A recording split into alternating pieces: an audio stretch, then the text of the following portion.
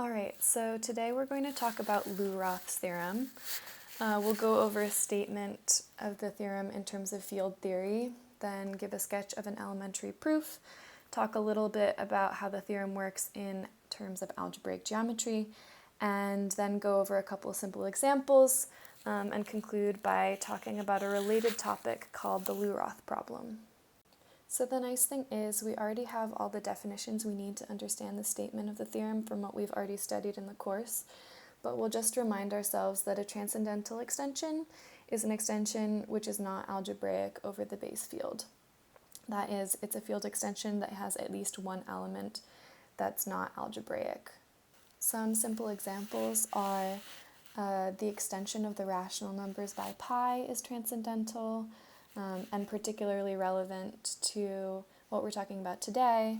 The field of rational functions over a base field is a transcendental extension. So Luroth's theorem basically tells us that all proper extensions of a field K, which are contained in a simple transcendental extension of K, are also simple and transcendental. We'll state the theorem formally as follows. Let K be a field and K adjoin X be the field of rational functions in one variable over K.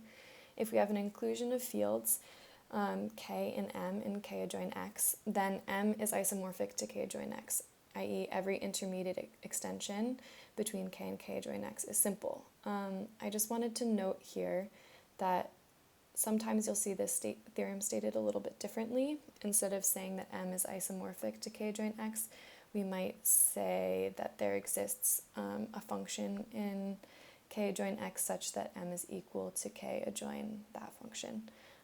This is just an equivalent statement, since for any simple transcendental extension, we know it's going to be isomorphic to the field of rational functions in one variable over the base field. So there are a variety of pretty elementary proofs that can be given of this theorem that use pretty much the same content that we've covered in our course. I'll just give a brief sketch of one here. So without loss of generality, let's assume that M is not equal to K adjoin X, and let's let P of Y be the minimal polynomial of X over M. Then we're going to write P of Y as follows, where the coefficients R sub I are elements of M adjoin X. Then let's note that we can define each R sub I as A sub I over B sub I, where these A's and B's are elements in the ring of polynomials over K. And we'll note that not all of the R sub I's can be in K, since that would imply that X is algebraic with respect to K. Thus, at least one of the terms, we'll just call it R sub K, must be dependent on X. So one would go on to show, using field extension properties and Gauss's lemma, that the degree of K adjoin X in M is greater than or equal to the degree of K adjoin X in K adjoin R sub K. But since we know that R sub K is in M, we'll know that those degrees are actually equal, and also that K adjoin R sub K is contained in M. So then we can conclude that M is equal to K adjoin R sub K, which is then isomorphic to K adjoin X, where that final isomorphism is just given by a change of variables. I also wanted to note here that Luroth's theorem can be used in the context of algebraic geometry.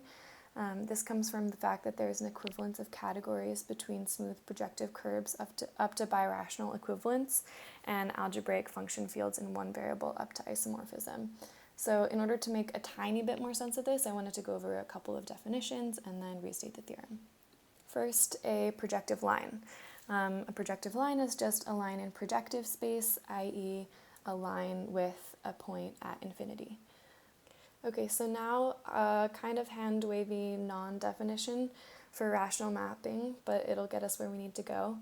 A rational map is a kind of partial mapping between algebraic varieties. So it's a morphism that is defined on an open subset of those varieties. Important here is that rational maps give us an equivalence relation. And then a birational mapping is a rational map from one variety X to Y, such that there's another rational map from y to x, which is its inverse. A birational map induces an isomorphism from a non-empty open subset of x to a non-empty open subset of y. So in algebraic terms, we can say that two varieties over a field K are birational if and only if their function fields are isomorphic as extension fields of K. So then that gets us ready to be able to restate Luroth's theorem in geometric terms.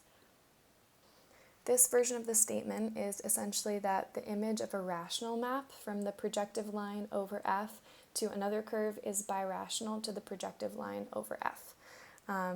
Or in other words, a non-constant rational map from the projective line to a curve C can only occur when C has genus 0. Okay, that was a foray into uncharted territory, and now we can get back to field theory. I just wanted to talk a little bit about that side of things. Okay, so now for a couple examples. In this first one, let's let f of x be an element of the field of rational functions over the complex numbers, and let K be an intermediate field satisfying this following tower. We claim that f of x is reducible in C adjoin x. The proof is given by Luroth's theorem, which tells us that K is equal to C adjoin g of x for some g of x in C adjoin x. And this implies that f of x is contained in C adjoin g of x, so we have that f is equal to h composed with g for some h of x contained in C adjoin x. Okay, so for this next example, let our field f be the rational numbers and let the extension L be Q adjoin pi and I. We claim that L over F is not a simple extension. So suppose towards a contradiction that there exists an alpha contained in L such that L equals Q of alpha. Since L is a transcendental extension, alpha must be transcendental over F. And then Luroth's theorem implies that since we have this following tower, Q adjoin I is isomorphic to Q adjoin alpha, and then that this is a transcendental extension. This is obviously a contradiction as I is algebraic over the rationals. Okay, so in order to get to Luroth's problem, we need a couple more definitions.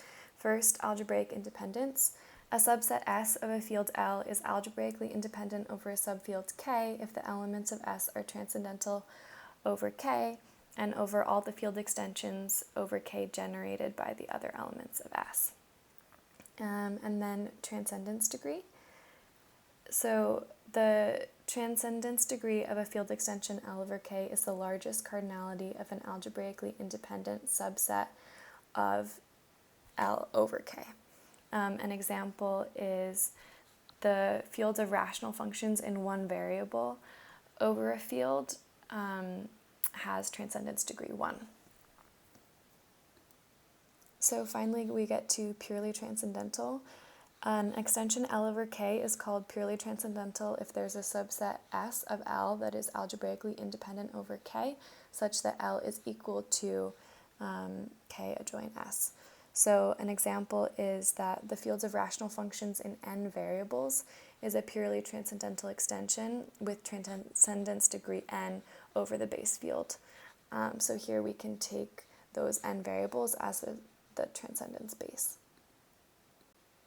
So the Luroth theorem is as follows. Let K be a field and let K adjoin x1, x2, all the way to x sub n be the field of rational functions in n variables over K. Suppose we have an inclusion of fields with K inside R contained in this field of rational functions in n variables. And the Luroth problem asks, when do we know that this R is purely transcendental? In the case where n equals 1, this is just Luroth's theorem. So we know that R is isomorphic to K adjoin X, and therefore R is purely transcendental. For n greater than or equal to 2, there are examples which show that it is possible for R not to be purely transcendental. But in the special case where n equals 2 and k is algebraically closed, and of characteristic 0, Castelnuovo solved the problem affirmatively way back when. So pretty cool.